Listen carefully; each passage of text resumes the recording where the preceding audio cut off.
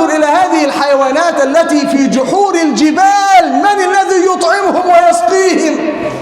الله جل في علاه. الله سيرزق البهائم والطيور والحشرات وينسى من وحدوا العزيز الغفار جل في علاه. الله يرزق الكافرين والمنافقين وعباد الأصنام وينسى من يسجد لله. هذا سوء ظن في الله. لو أنكم تتوكلون على الله حق توكله، ولعل من ضمن هذه الفتن والمحن التي نمر بها لتكون الخلخلة للقلوب.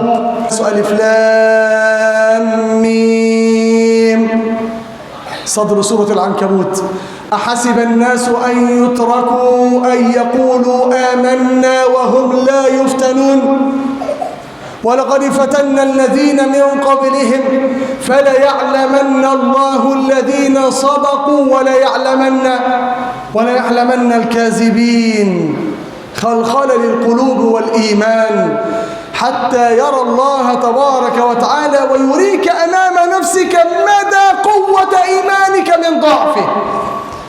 في ناس كتير قوي بالبلد كده، يعني مش عايز اقولها بيبقوا كدابين زفة، انا مؤمن ومع اول مشكلة ومصيبة تجده في الهاوية. فين صلاتك؟